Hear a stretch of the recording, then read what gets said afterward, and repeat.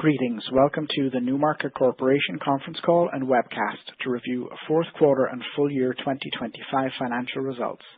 At this time, all participants are in a listen-only mode. If anyone should require operator assistance during the conference, please press star zero on your telephone keypad. Please note this conference is being recorded.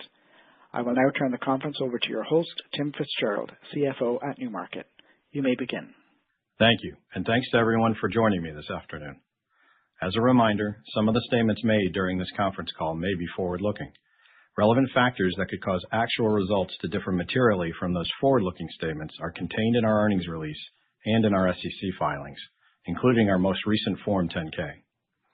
During this call, we will also discuss the non-GAAP financial measures included in our earnings release. The earnings release, which can be found on our website, includes a reconciliation of the non-GAAP financial measures to the closest comparable GAAP financial measures.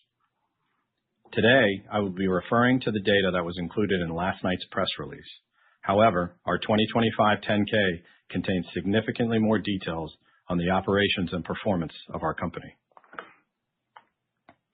Pre-tax income for the fourth quarter of 2025 was $113 million compared to $134 million for the fourth quarter of 2024. For the full year, pre-tax income was $561 million in 2025 compared to $584 million for 2024, a decline of only 4%.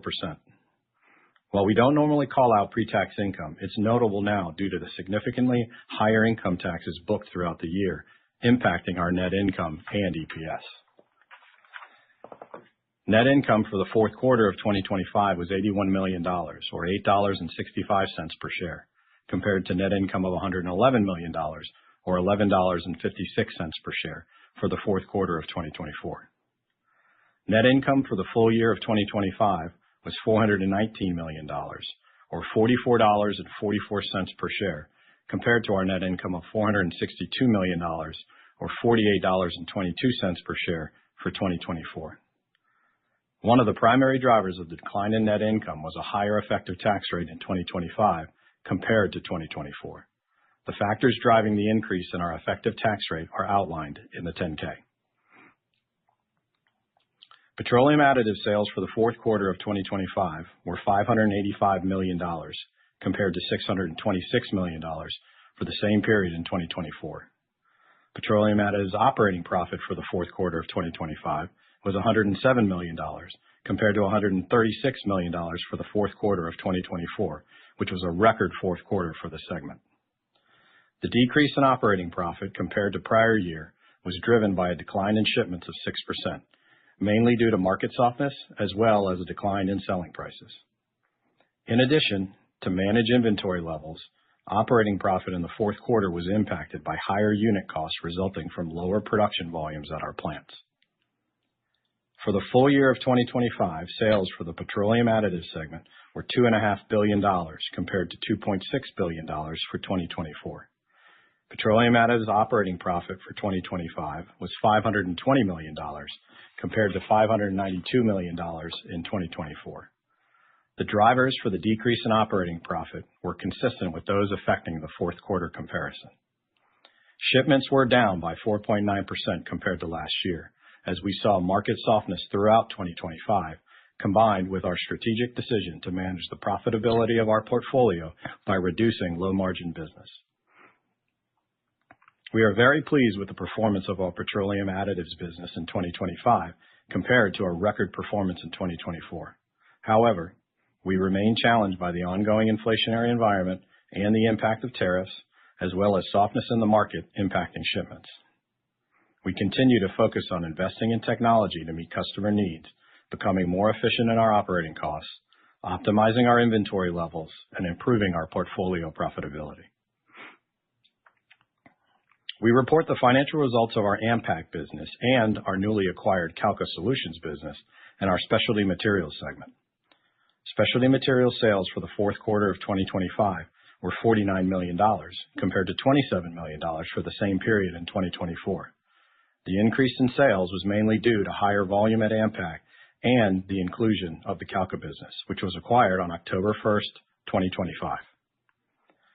Specialty Materials operating profit for the fourth quarter of 2025 was $7 million, compared to about $2 million for the fourth quarter of 2024.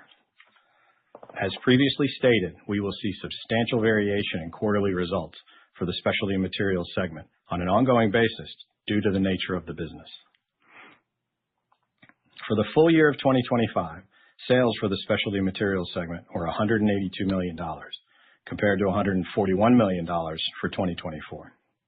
Specialty Materials operating profit for 2025 was $47 million, compared to $17 million for 2024. The increase in operating profit was mainly driven by an increase in volume demand at AMPAC. As previously announced, through our acquisitions of AMPAC and Calca and our investments to expand capacity at both operations, we have committed approximately $1 billion to this resilient, high-technology Specialty Materials segment.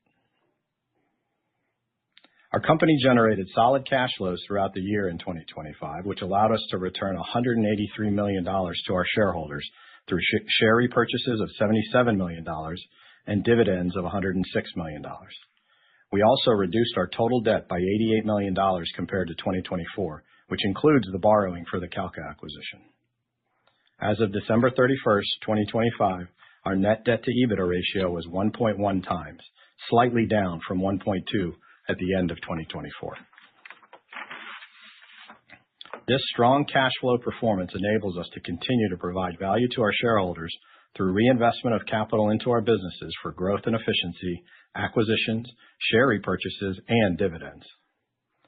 We anticipate continued strength in our Petroleum Additives and Specialty Materials segments.